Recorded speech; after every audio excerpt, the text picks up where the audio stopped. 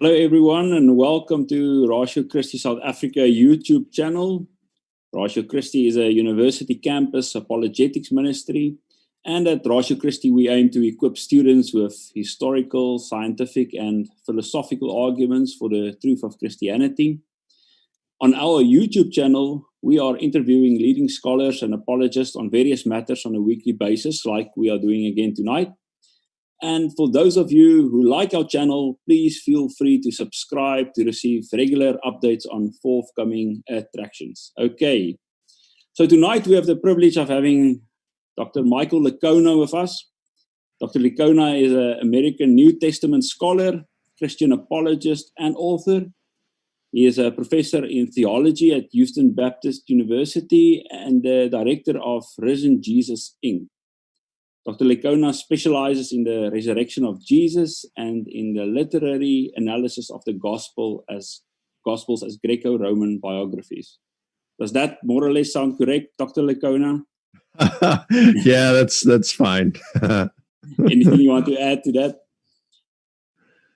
Well, so I teach at Houston Baptist University, been married for 33 wonderful years, but I've been married to a wonderful woman for 33 years and have two kids. My older daughter is Allie. She's married to a good guy named Nick. And then I have a son who's a firefighter named Zach. Okay. Sounds good. I actually have one more great fact to add, and that is the two of us have something in common. We both studied at the best university in South Africa, University of Pretoria, and Dr. Licona, would you grant that as a historical fact? That is a historical fact and can be epistemologically known, verified. Okay, good. I'm a Tucky. So your doctoral work at University of Pretoria at Tux was on the resurrection of Jesus, right? That's correct. And this small book, would you say that it's a small summary of the little bit that you've done there? Yeah, that's a slightly revised version of my doctoral dissertation. Okay. So maybe let's start our conversation here tonight. I have another book on my Kindle library, which you co-authored with Dr. Gary Habermas, called The Case for the Resurrection of Jesus. Can you perhaps give us a quick rundown of the basic argument or case you and Dr. Habermas are making in this book? Sure. Well, in that book, The Case for the Resurrection of Jesus, this is a popular level book. It's a self-study course for the resurrection. And Gary and I are going to update it within the next couple of years. We just haven't had time given everything else on our plate so far. But what we do is we present a fairly simple argument in a manner that is fairly easy to memorize. So first you start off with and you say, okay, these are what Gary calls the minimal facts. And minimal facts are facts that are so strongly supported by the data that virtually all scholars who study the subject grant them as facts. So whether they're agnostic, atheist, Jewish, liberal, Christian, whatever you have, they're willing to grant these facts because the supporting evidence is so strong. That's not to say that these things are actual facts because scholars acknowledge them, because scholars are sometimes wrong, of course. But it is to say that the data is so strong that even those who don't believe in the resurrection is willing to grant them. Therefore, it's a little more difficult to argue that there's bias involved in other, it's a good way to put a check on your own balance. I'm sorry. It's a good way to put a check on your own bias when those who don't agree with you agree on certain facts with you, okay? So these would be facts such as Jesus' death by crucifixion, that after Jesus' death, shortly thereafter, a number of his followers came to have experiences they believed were appearances of the risen Jesus. You've got a skeptic named Paul, who converted to Christianity when he believed the risen Jesus appeared to him. You've got James, the skeptical half-brother of Jesus, who converted to Christianity or became a follower of Jesus. He was not a follower up to the time of Jesus' death. And then afterward, he becomes a follower and later becomes leader of the Jerusalem church and endures martyrdom as a result. And fifthly, you've got the empty tomb. So those are 5 facts. Gary and I call it our 4+1. You got 4 facts for which the majority of scholars who comment on it agree, significant, almost unanimous consensus. And then the 1, 4+1, the 1 is the empty tomb that Gary says about 2/3 to 3/4 grant it as a fact. So those would be our minimal facts, you could say, that we offer. And then we have ways to train people how to remember the arguments for these facts. Okay. And so once you have these facts, what do you do with that? Well, we look at major competing hypotheses such as, miracles don't occur, someone stole the body, lied about it, hallucination, it was a legend that developed over time. All the major ones that you just kind of hear. Now, remember, this is a popular level book. It's written for the person in the pew, for the Christian, maybe a college student. You'll be able to answer a lot of the objections based on what you learned from this book. It's a practical book. It gives you some good information, good ways to learn the information. It's a practical book. Now, if you really, really want to get very in depth with the arguments and be able to have an intelligent discussion with virtually anyone on these issues, then you want to look at the larger book. So these facts, surely we get them from somewhere. What type of ancient sources do we have for where these facts originate from? Okay, so I'm still now going by the argument in the book Gary and I did, the popular level, the small book. Okay, so with that, let's just say for the one fact that we say really, really important would be that shortly after Jesus' death, his disciples were claiming that he rose from the dead and had appeared to them. That's all it is that they're claiming. All right. It's not to say he really did rise and appear to them. It's not even to say they're telling the truth at this point. It's just to say they're making the claim. This is something that virtually 100% of scholars, regardless of their worldview, will agree on. So for that, we have an acronym. It's called POW, P-O-W. P stands for Paul. So you've got the oral tradition, excuse me, 1 Corinthians 15, where Paul says Jesus rose and appeared to him. He appeared to him. He says this in 1 Corinthians 9, 1 Corinthians 15.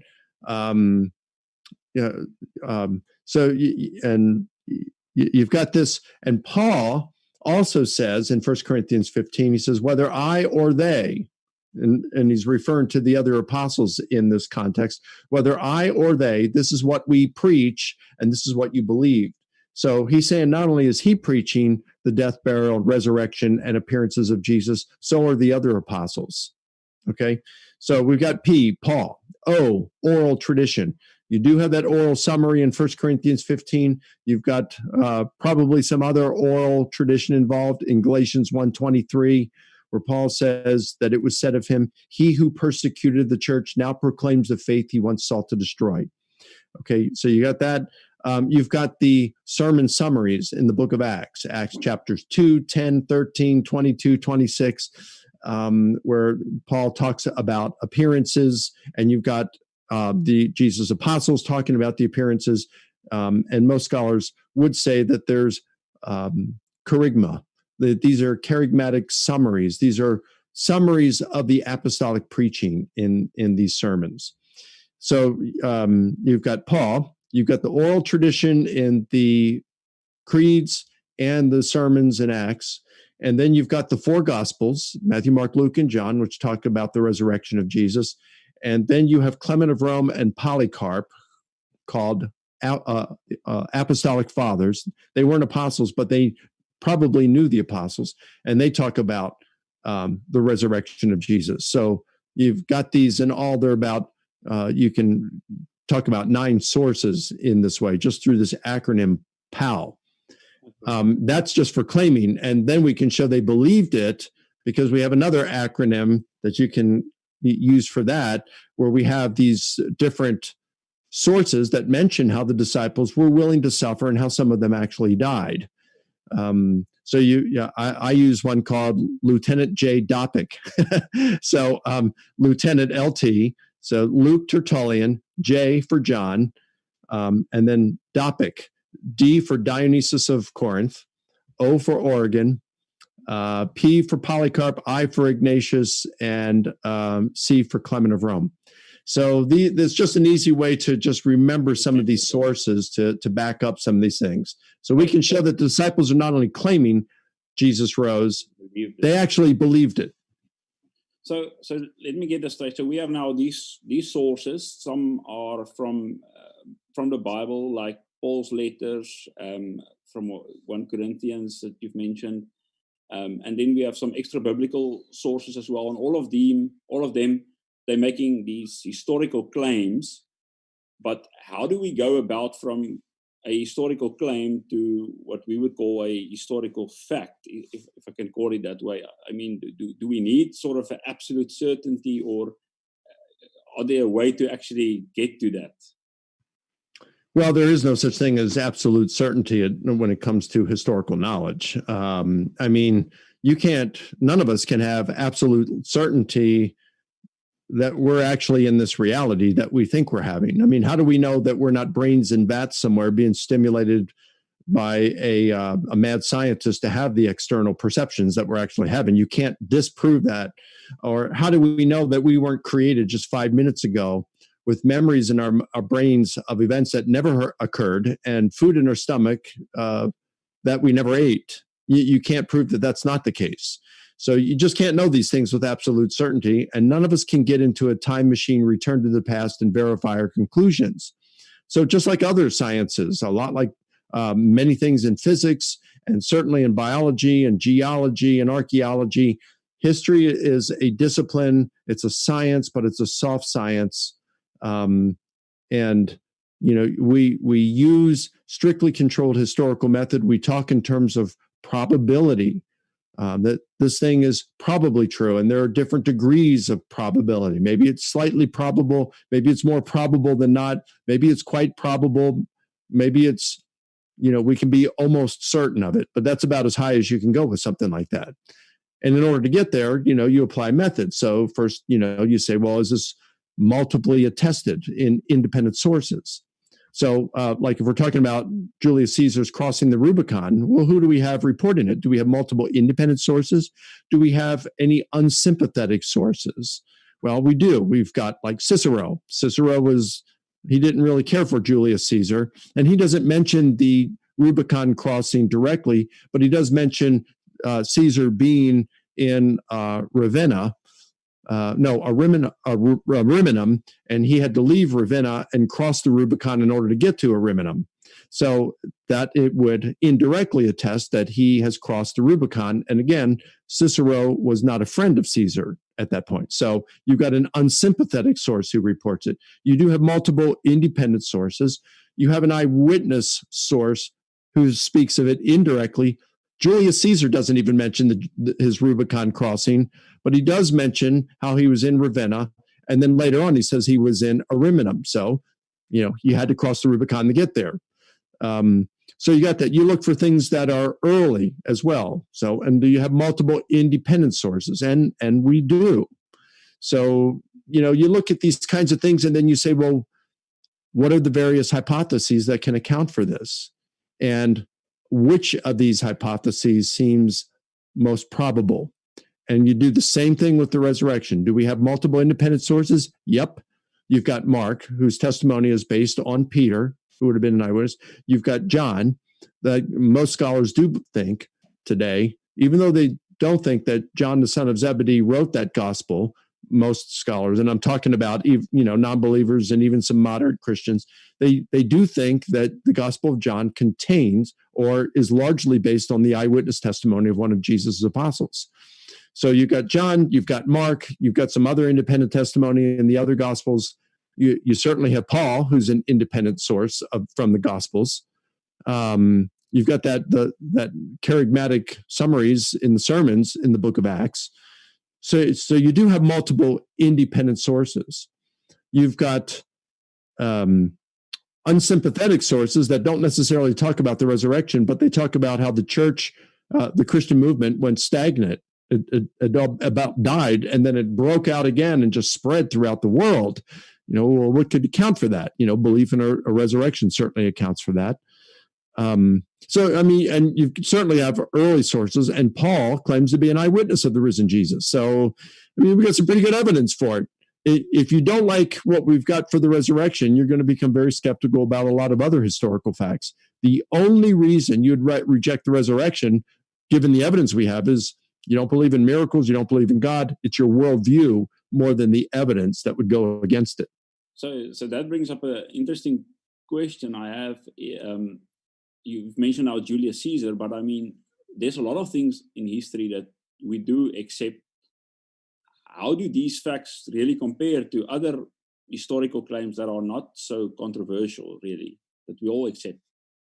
Yeah, I had heard it said by some Christian apologists that the evidence for Jesus's resurrection is better than we have for Julius Caesar's crossing the Rubicon. And I mean, that sounds really good if it's true. But being a student of history, I thought to myself, well, I really doubt whether that's true. But the resurrection of Jesus doesn't have to be attested as well as Caesar's crossing the Rubicon. A lot of things in history that we accept aren't attested as well as Caesar's crossing the Rubicon. We've got, I think, 4 or 5 sources that are very early, but they don't mention the Rubicon crossing. It's like Caesar, but it's indirectly attested. And then you have like 5 of them, 4 or 5 of them that attest to it directly. And so you've got 9 sources. So anyway, what I did was about 2 years ago, I said, well, I'm going to check this out. I got some spare time. And I took about a week or two, and I looked at the evidence for Caesar's crossing the Rubicon and looked at it historically. I dug up, looked at all the sources that mention it within a relatively, fair amount of time and said, okay, here's how I'd build a case for Caesar's crossing the Rubicon. I said, well, just for the fun of it, what do we have in comparison for the resurrection? And there are some things, like I'd say maybe the explanatory power for the Rubicon crossing hypothesis is probably a little stronger than the explanatory power that we have for the resurrection hypothesis, at least in one sense. But the sources, we have better sources for the Rubicon crossing. For the resurrection. I'd like the sources we have for the resurrection a little bit more than we have for the Rubicon crossing. So, I'm not going to say the resurrection hypothesis is better attested than the Rubicon crossing hypothesis, but they're pretty close in my opinion. Stands on the same footing. So, yeah. But you've mentioned how early. What is considered early? I mean, how good do we want it to be? Especially these facts that we have, these sources for the resurrection. What is acceptable? Well, Rudy, I think different people are going to assess that in different ways. I would say early would be written during living memory, while the eyewitnesses are still alive. That would be pretty early. So, in the scheme of things, when it comes to history, look, my wife and I love World War II stuff. And in fact, just the other night, we finished watching Band of Brothers for the 3rd or 4th time since it came out 20 years ago. Just a wonderful thing. But there's still some World War II vets that are alive today, and they can be interviewed. So is that early? Well, it's certainly eyewitness. May not consider it early. I mean, what is it, 55, 75 years after the war, but it's still within living memory. But let's just say you want to limit it to, 30 or 40 years. You may not be exceedingly early what these World War II vets are discussing today. But it'd be eyewitness testimony, and it would be fairly early. So, you got to look at both those things. It'd be great to have a testimony of something that was like 20 years later by an eyewitness. Well, guess what? We got that from Paul. I've heard that either from Dr. Habermas or maybe from yourself that even the the oral tradition from 1 Corinthians 15 dates very early, maybe months or years from the event. Is that true? Might be. I'd say some scholars they state that more confidently than I would. Like, for example, and look, you could quote Robert Funk and James D.G. Dunn and Garrett Ludeman. I think Funk and Ludeman date it within 2 to 3 years at most. You got James D.G. Dunn, who is a moderate conservative New Testament scholar. Of course, Funk was not, may not have even been a Christian. I'm not sure. Certainly Ludeman is not a Christian. He's an atheist. But James D.G. Dunn, perhaps moderate conservative, you could say, he says we can be entirely confident within 6 months. But you know what? Honestly, I don't know how these guys get that. I'd love to say within 6 months. I'd love to say we can be entirely confident within 2 to 3 years, something like that. But here's what we got with the data. I don't want to go beyond what the data can bear. Here's what the data we have for it. You've got Paul that's given it in 1 Corinthians 15. So our terminal date for that would be when 1 Corinthians was written, and most scholars would put that somewhere no later than the year 56. Usually 56 about's the latest you ever hear from that, and a lot of times it's even earlier. And Paul says, I delivered to you what I also received. So he's delivering this oral tradition to them when he's set up the church in Corinth, which most scholars think was around the year 51. So that means that Paul is repeating in 1 Corinthians 15 what he delivered to that church a few years earlier in the year 51. And he says, I delivered to you what I had also received. So that means he received it prior to planting that church in 51. Now, when did he receive it, and from whom did he receive it? We don't know, because he doesn't say. We can guess and say, okay, well, he could have received it in Galatians chapter 2 when he went up to Jerusalem 14 years later, right? Or maybe he received it from Peter when he was up there 3 years after his conversion. Or maybe he received it from Ananias when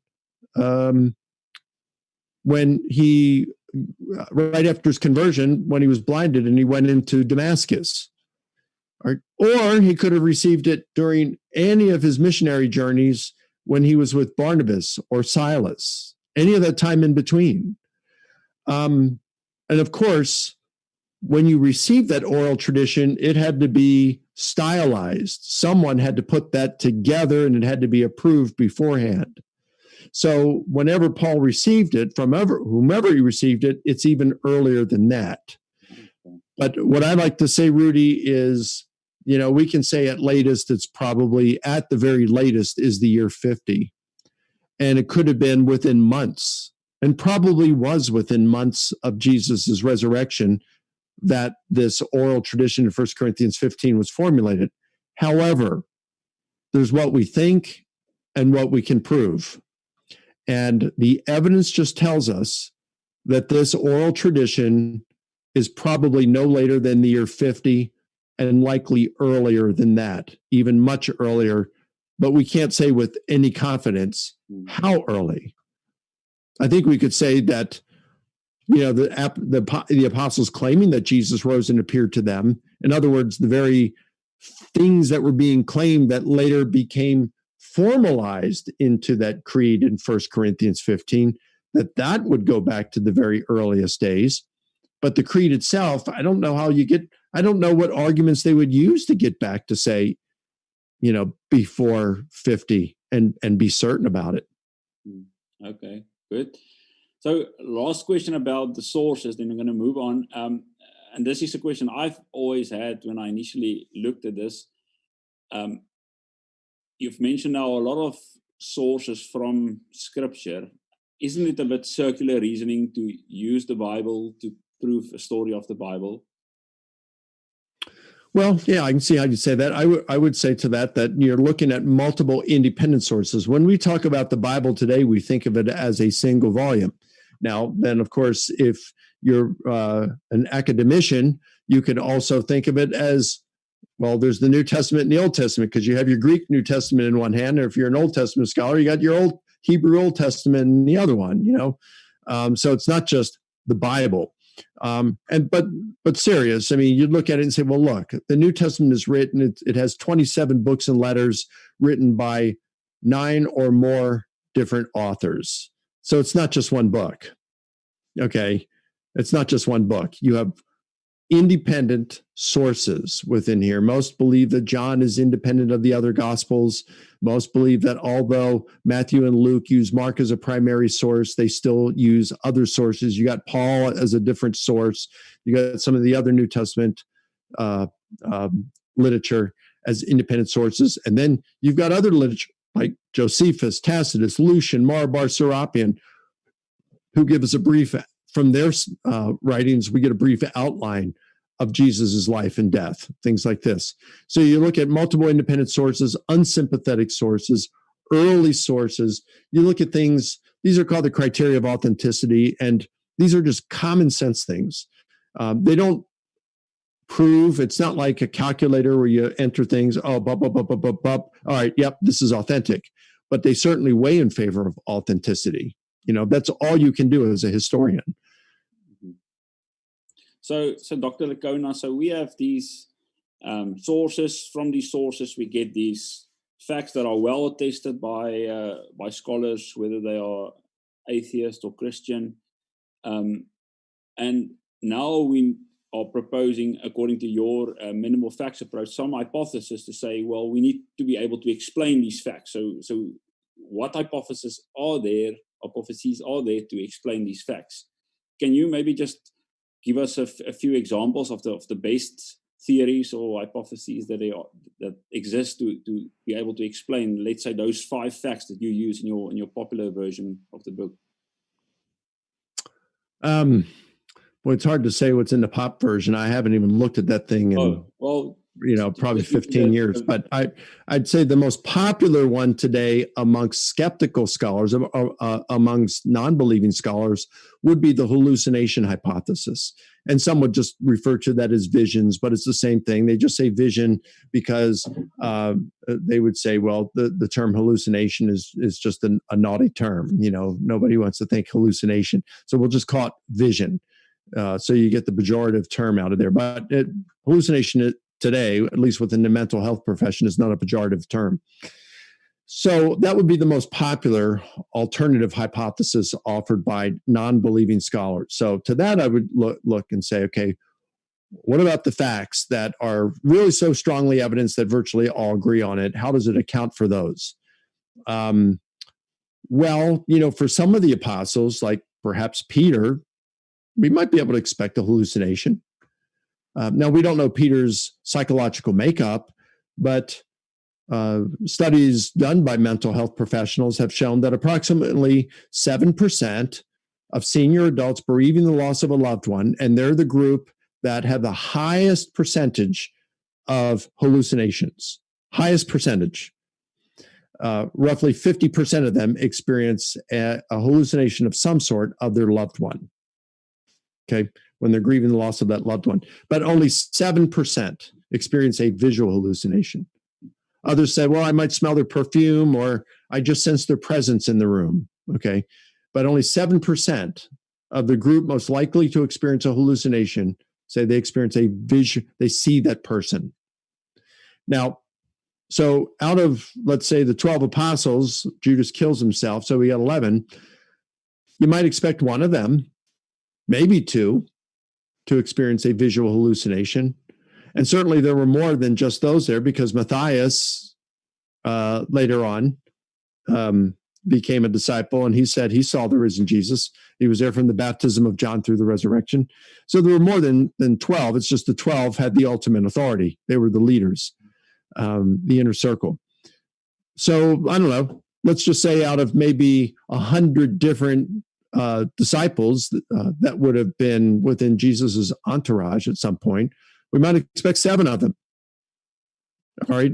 But so the percentage is way, way too high, because out of the 12, we just don't have, you'd only expect 1 out of the 12, maybe 2, but he appeared to the 12. And then it says he appeared to all of the apostles. That's 100%. And it's appearing. So it's a visual thing. So the percentage is too high. You've got group appearances, which are highly problematic because hallucinations they're phenomena that occur in the mind of an individual. They have no external reference. So in that sense, they're like dreams. I couldn't wake up my wife in the middle of the night, tell her I'm in South Africa, go back to sleep. Let's go to Stellenbosch. Let's go down to, what is it? Cape, what is it? No, at the very bottom. Cape Agulhas. It's right there near Stellenbosch, maybe 45 minutes away, Cape Town. So you go to Cape Town. When I was there last time in South Africa, we were in Cape Town or nearby, and we went up on this huge cliff that's a couple hundred feet above the ground. It's like, wow, this is beautiful stuff. So I tell her about, I wake her up, I'm having this dream, I'm up there on that cliff. I said, come on back to sleep, join me in this dream, and we won't have to pay an airfare to go over. You can't do that. You can't join someone in their dream and experience that same dream with them because the dream has no external reality to it. And it's the same thing with the hallucination. If I'm hallucinating something, someone else cannot join me in that hallucination and perceive the same exact thing because the hallucination isn't happening.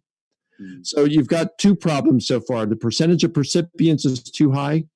It says he appeared to 100% of them, whereas statistics show around 7% only experience visual hallucinations. Second, he appeared to groups. And group hallucinations are, if not impossible, they're at least extremely rare. And you've got at least 3 of these mentioned. He appeared to the 12, to more than 500, to all the apostles. And you got some others mentioned in the Gospels. And then you got the appearance to Paul. And Paul's not in the frame of mind, as far as we know, to hallucinate. I mean, he's not grieving Jesus' death. He thought Jesus was a failed Messiah and a false prophet. So Jesus would have been the last person in the universe that Paul would have expected to see or wanted to see. And if the tomb was empty, hallucinations don't account for how it got empty. Now you got to posit something else, like someone reburied or stole the body, and what's your evidence for that? It just compounds, and you have these combination hypotheses, which become more ad hoc and more difficult to prove. So the hallucination, and by the way, hallucinations don't lead to the belief that the grave is empty. They lead to the belief that the person is alive in spirit, but not physically. And these earliest Christians believed that Jesus had been raised physically. So there's a lot of problems with the hallucination hypothesis.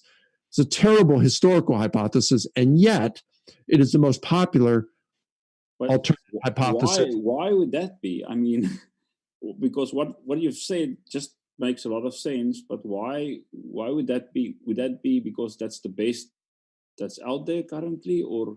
I don't think it's the best. I think the problem is that for most non-believing scholars, this isn't that important to them.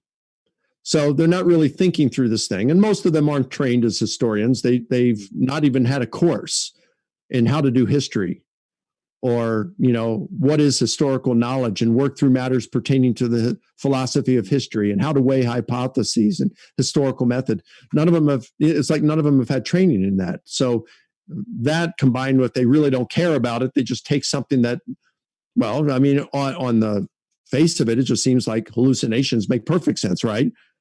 Until you look at it, until you really take an honest look at it and say, wow, this is really a crummy hypothesis. And it is. I mean, if I were going to argue against the resurrection, I would just simply say, I can't explain what happened. These guys certainly did seem to have experiences that convinced them Jesus was raised. I just don't believe he rose from the dead. It's just not enough evidence to convince me, but I don't know what happened. I don't know how to explain it. The fact that they're willing to suffer and die for it seems to suggest they really believed it. So I don't think they lied about it. It doesn't seem to have been a legend that accrued over time. It doesn't appear to have been hallucination. I don't know what it was, but it's not enough to convince me. So Dr. Licona, I want to move on. Maybe just give us 1 or 2 more of these theories that exist in order to explain some of these facts that are so widely supported. Well, let's see. Do you want some that are kind of presented out there on a popular level or by scholars? Well, you can choose. Maybe like I know there's the legend theory and there's a swoon theory. Maybe you could just maybe touch on both of those quickly. Okay. As far as I know, I don't know of any scholars who hold to the swoon theory. I'm sorry, there is one. Her name's Barbara Tearing. She's a member of the Jesus Seminar, but I mean, she's so far out there on the fringe of the left that, she's the only one I know that really thinks this, that Jesus survived crucifixion, at least New Testament scholars, that Jesus survived crucifixion. He was put in a tomb and they put some kind of herbs on him, aloe and some of these, and he was revived and went off and married Mary Magdalene, and they had children somewhere in France or Germany or something like that.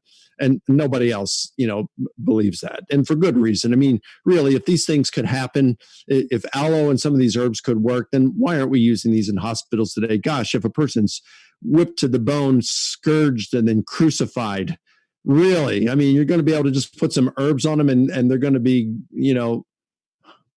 Look, Josephus mentions seeing 3 of his friends crucified during the fall of Jerusalem around that time.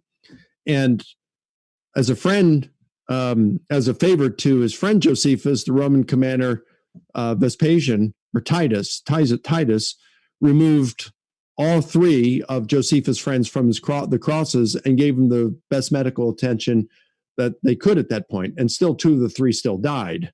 So we don't have any evidence that Jesus was removed while alive or provided any medical care whatsoever. But let's just suppose, you're saying they think he's dead.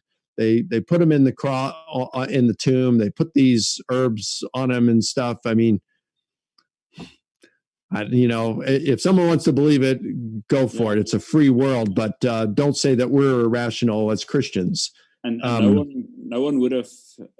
He probably would not have been able to convince everyone that he was resurrected. Maybe. Yeah.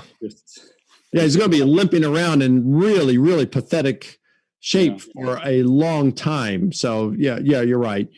It's certainly not going to convince Paul either, right? He's an empty tomb, stolen body or something. He's not going to think Jesus survived, but a stolen body, reburied body would be probably the first thing that Paul would have suspected. So, and you have to explain not just an empty tomb, but you got to explain all the other facts, like why all these other followers of Jesus were willing to suffer continuously, willing to die, and at least some of them died as martyrs for their gospel proclamation. Liars make poor martyrs. These guys really believed that Jesus rose and appeared to them. You could say they were wrong, but they did believe it. So, to say the swoon theory, apparent death theory, I only know that one scholar today who holds it, just that one. And on the maybe just briefly on the legend theory. Legend. This is not to say that everything we have in the gospel. I mean, there's no way that we can prove that everything in the Gospels is true. You just can't do it. We don't have enough data for that. Okay. We don't have enough data. I mean, the same could be said for virtually every other piece of ancient historical literature. It doesn't mean it's wrong just because you can't, prove it. Were some of the events in the Gospels, some of the things about Jesus, were they amplified? Possibly. As a historian, we can't rule that out. You might have a theological belief that it can't happen that way, but I'm talking purely as a historian here. You can't rule out that some things have been embellished or amplified. But in terms of legend, that the resurrection did not happen, but it was a story that developed over time, that Jesus started off, Jesus remained dead.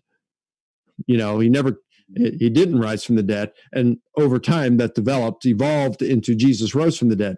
No, there's not enough time for that. You've got these disciples who are out proclaiming. I mean, it's undisputed pretty much that Jesus' apostles were out proclaiming very shortly after Jesus' death that he rose from the dead and had appeared to them. So you can accuse them of lying, or you can accuse them of hallucinating or something else, but a legend that developed over time, no, because we can trace this back to the alleged eyewitnesses themselves. Okay. Right, so let's quickly look at your approach or your argument in totality, your approach is basically an abductive type of argument where you make an appeal to the best explanation of the facts. What do you make of people like Richard Swinburne and others who have tried to use a probabilistic type of argument? What are your opinions about that? Do you think that carries some water as well? Yeah, I to a certain degree.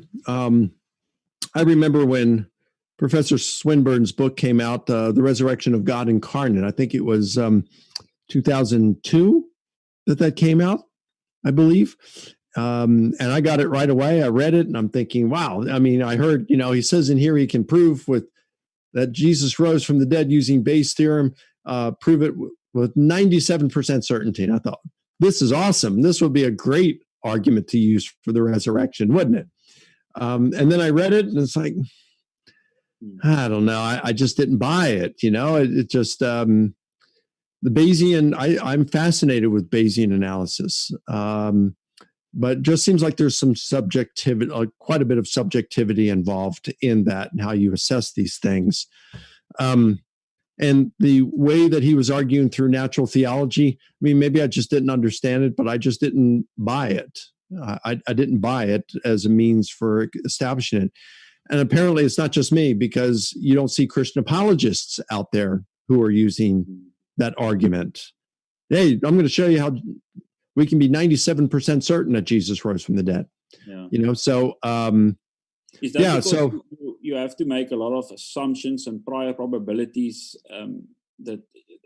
Is that where the subjectivity comes in? Yeah, a lot of that. I mean, how do you figure out the prior probability? So it's kind of like this. I just think Bayes' theorem is often the wrong tool for historical investigation. It's like using an air pressure gauge to measure your blood pressure. It's the wrong thing. Or if you want to find out why your laptop is running slowly, let's put it under an MRI. Well, that's the wrong tool. You can't investigate ancient Rome through the Hubble Space Telescope. All right, you got to use the right tool.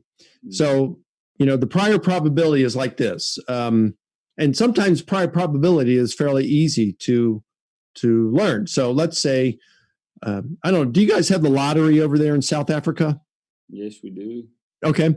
So we got various lotteries over here in the U.S. and, all of them are different, but let's just say the chances of winning the lottery big in Georgia, and I have no idea what it is, but let's just say it's one chance in 300 million. Now, let's say I bump into an old friend who lives here in Georgia. I'm in a grocery store, bump into an old friend, and he tells me, hey, guess what? I won the lottery big 3 months ago. And immediately I'm thinking to myself, well, the chance of winning the lottery is one chance in 300 million. So the chance that the prior probability that he's telling me the truth is extremely low. That's the prior that's easy to figure out, right? But let's go to history now. What's the prior probability that the U.S. dropped nuclear bombs on Japan in World War II? How would you figure that out? It's just an inappropriate question. Yeah. Or let's go to physics. What's the prior probability of black holes? You say, well, how do you calculate? Well, you can't, because we have never seen a black hole. Black holes, according to John Polkinghorne, I'm not a theoretical physicist. I'm going by what physicists have said. Black holes are theoretical entities posited to explain observable phenomena. So we've never seen a black hole, but we see the effects. We see certain effects, and they say, they posit a black hole and say a black hole would create these kinds of effects. Well, isn't that what a historical hypothesis is? We can't go into the past because we don't have a time machine. So we have effects. We have data, effects of past causes and events. And so our hypothesis, we hypothesize a theoretical, something that happened in the past, a person, an event that resulted in certain conditions, the effects that we have today. So It just makes it very difficult when we come to history to use Bayes' theorem, because you got to have that prior probability. And too often, most often in historical investigation, the prior probability is too difficult to know. Yeah. Okay. So, I can continue a lot more questions from my side, but I want to give some time for the questions from the listeners. So, if you don't mind, I'm going to switch to the Q&A mode now from the guys watching from YouTube. Okay. So, the first question, on the words of Luke 16:31, telling us that any argument for the resurrection of Jesus is in effect not worth anything, here is the verse. He said to him, if they do not hear Moses and the prophets, neither will they be convinced if someone should rise from the dead. Well, I think Jesus is talking, somewhat in general terms here. Let's face it, there have been a number of people who become Christians because they learned about the resurrection of Jesus and the evidence. My friend Abdu Murray, one of the leaders over at RZIM, became a Christian because of the resurrection of Jesus. I believe Josh McDowell became a Christian because of the resurrection of Jesus. There was an atheist, a former atheist, who came up to me at a conference in Chicago last year. And I've got the video on my YouTube channel. And he had described himself to me as a militant atheist. I mean, he was out there, one of the atheist trolls that are out there, dogging Christianity and insulting Christians and telling them how stupid they are for believing this stuff. And he said he watched my debate with Matt Dillahunty. And by the way, if you don't think that there are a lot of these atheist trolls out there, you just need to get on the internet. Go to my debate with Matt Dillahunty on my YouTube channel. There's over 500,000 views.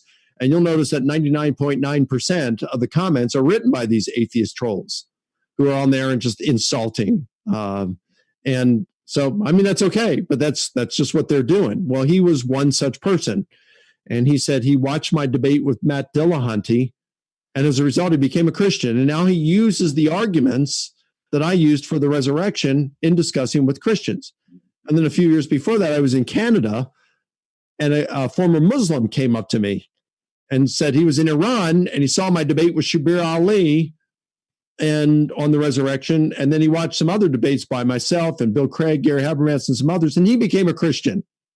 So evidence does help. C.S. Lewis became a Christian because of evidence. So, but it is certainly the case. It's certainly true that there are a lot of people who will not believe no matter what. I mentioned Matt Dillahunty a couple minutes ago. After my debate with him, a few months after, someone I remember on the Bible and Beer Consortium on Facebook, a Christian put out a question, and it said, non-believers answer only. If you could know beyond all doubt that Jesus rose from the dead and Christianity is true, would you become a Christian? Matt Dillahunty and some other atheists said no. So I think that those are the kind of people that Jesus was talking about in the parable of the rich man and Lazarus. You got Moses and the prophets. If they don't believe that, they won't believe even if they saw someone rise from the dead. We got evidence. We've got good reason to think Christianity is true. And even if Jesus appeared to them in person and said, here I am, it wouldn't be enough. They still wouldn't believe. Good. Thank you. Another question, how do we know that Jesus' body wasn't thrown into an unmarked grave, a thing that usually took place after Roman crucifixions? Fair question. John Dominic Crossan, Bart Ehrman posit that this is what happened. Only problem with it is this is not the practice that happened in Jerusalem. So the Romans, when they conquered a people, many times they allowed them to maintain many of their customs so as to, promote peace between the Romans and these people, because they wanted to rule, but they wanted the least amount of problems. So one of the things, they didn't want idols or images of people or animals in Jerusalem. And so Pilate allowed them to mint the Jews, or he allowed them to have coins of their own instead of the Roman coins. That's why you had the money changers in the temple. They changed Roman coins, denarius, things like that, for the Jewish coins.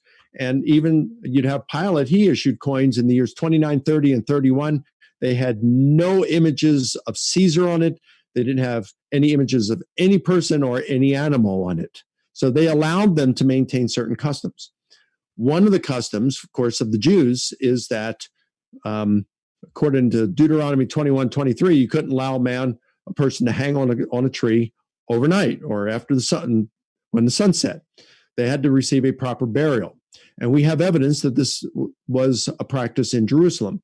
So you had these ossuaries, these stone bone boxes that are about almost like 2 feet long, 2 feet wide, and 1.5 feet tall. And what would happen is they'd bury a person, give them a proper burial, come back a year later, the body would have deteriorated, decomposed. They'd pick up the bones, put it in these ossuaries, these bone boxes, and then give them a formal burial. And they have discovered over 1,000 of these in Jerusalem.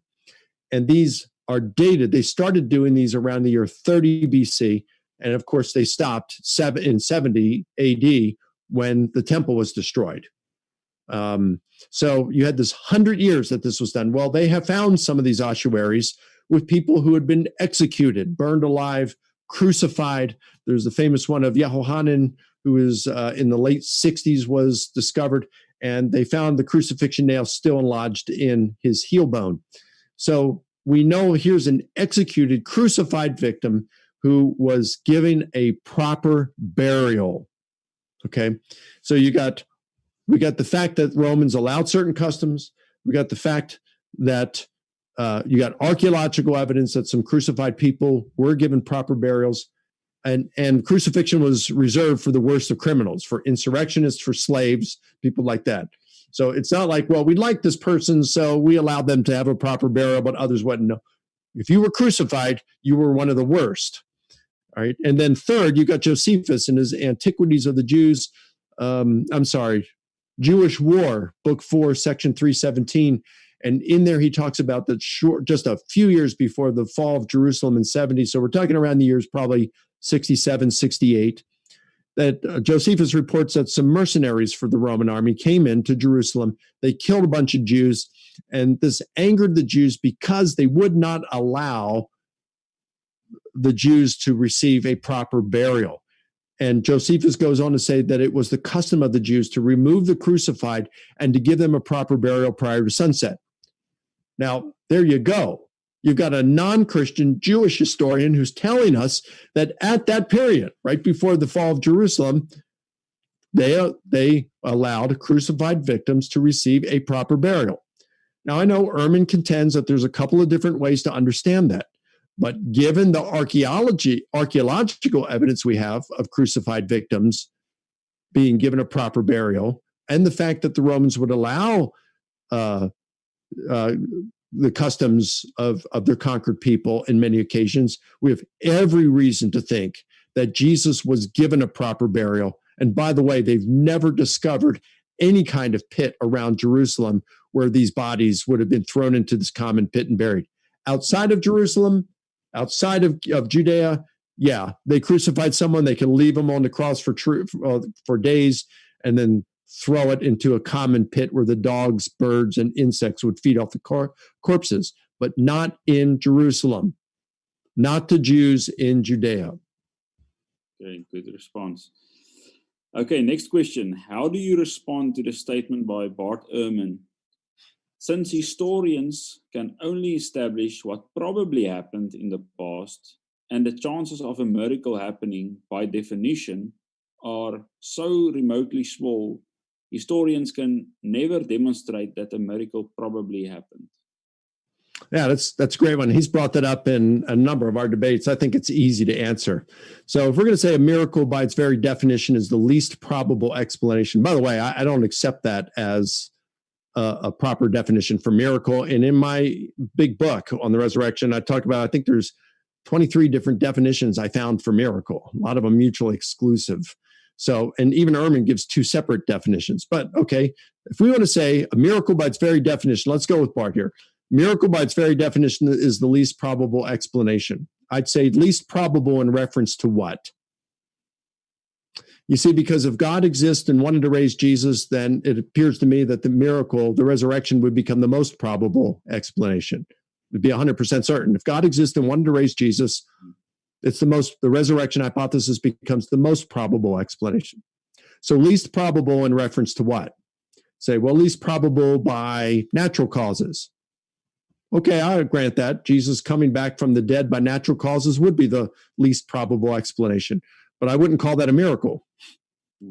Exactly. So least probable in reference to what? How are you going to? So I think that's a confused definition. Okay, good. I've got a question here from Simon. Could you share with us your interaction with Nabil Qureshi regarding the resurrection? Yeah. So I remember Nabil when he was a Muslim, and David Wood and I'd be spending a whole lot of time. David spent more time with him than I did. But, Nabil and I would, and David, we had our what we call dream team, and we'd get together twice a month and spend hours together watching debates and talking and trying to convince each other. He came to my debate with Shabir Ali, my first debate. So it was like, I think it was as a Muslim. He was still a Muslim. Oh, yeah. Still very much convinced as a Muslim. And it was, so I'm thinking it's March 2004. March 2004. It had to be 404 because the Passion of the Christ was showing at that point. And that afternoon, David Wood picked up Shabir at the airport and took him to watch the Passion of the Christ. And they both watched it together. So that night, I'm debating Shabir Ali at Regent University in Virginia Beach, packed crowd. Really a great, it's my friend Paul Richardson, and he put together a team and they video recorded it. And it's just a fantastic recording. This is only my second debate, but it was a lot of fun. People came from all over. I remember there was some Muslims that came down from Buffalo, New York, and they had driven down for this debate because Shabir, the finest Muslim debater in the world, at least at that point. I don't follow it right now, but so we're debating. We have this debate. After the debate, Gary Habermas and his doctoral, his teaching assistant came along with him. They'd driven up from Lynchburg, and they attended the debate. And so Gary Habermas, his grad assistant, and David Wood are walking ahead, and they're talking. And then Nabil and I are walking out of the auditorium. We're walking out of the auditorium. I remember we're coming outside the door, and I said, well, what'd you think, Nabil? And we're friends, but he is committed Muslim. And he said, I think you won, Mike. And I'm disappointed in Shabir. And now you have to understand, Nabil and David were on the debate team for Old Dominion University. So they understood debate. And understood it better than me, because I had no training in debate at that point. So I said, you thought I won? And he said, yep.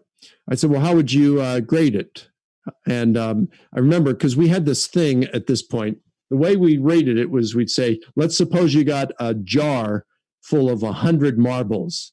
How many marbles do I get, and how many does my opponent get? And we looked at it two ways. We'd say just on pure content, because a lot of people watching debate don't know how to assess just the content. They're more impressed by the rhetoric. So we'd say, if you just look at the content, what do you think? And then if you put everything together, content, rhetoric, everything together, what do you think? And I forgot what he said about the content, but it might have been the same. But for everything together, he said he thought I won 65-35. And I said, oh, okay. And he said, Mike, that's a spanking in debate. I said, oh, well, that's even better. So I said, so what do you make of this? He's your best guy right now. And Nabil said, well, yeah, you guys got some good arguments for the resurrection, some good evidence for the resurrection. But I think we got some evidence for Islam. You got some evidence for Christianity. Probably the only thing you have over us is the resurrection. And I remember saying, did you hear what you just said, Nabil? And he said, yeah, why? I said, Nabil, if Jesus rose from the dead, it's game, set, match. Christianity is true. And he said, yeah, I guess you're right. And then I said, hey, Gary, you got to hear this. So we walked up, he stopped, and Nabil and I walked up, and I said, Nabil, tell him what you just said to me. And he did. And then Gary just kind of laughed and said, yep, well, that's it. That's pretty important to have the resurrection. And then, as you know, he later became a Christian. Yeah. Mike, I think you might have accidentally switched off your camera, or I don't know, we can't see you anymore. Okay. Well, let me, I don't know, it's... but that's okay. We can still hear your voice.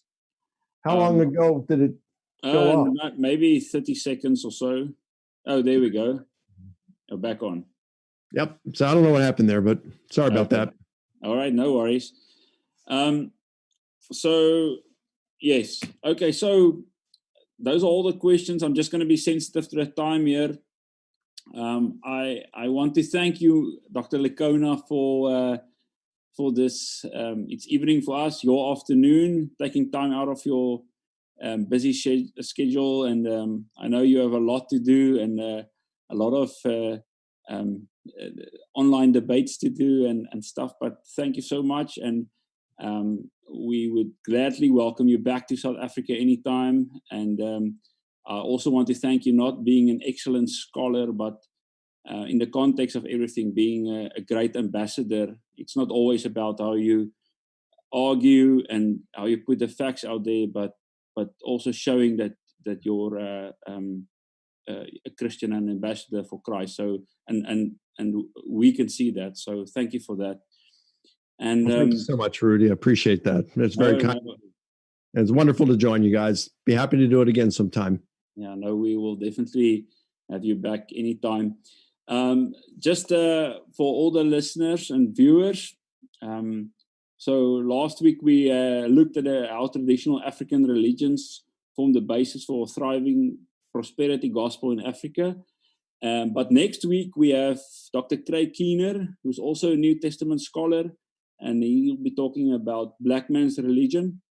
And just before we end off tonight, it's now exactly 9:01. So just want to remind everyone that Ratio Christi is also, we are a charity organization. If you have some donations you want to give in our direction so that we can keep on with this good content, please go to our website. We have a facility there that you can make a donation. So I want to thank everyone for listening in. Thank you, Dr. Licona, and a good night to everyone else out there. Thanks. Thank you, brother.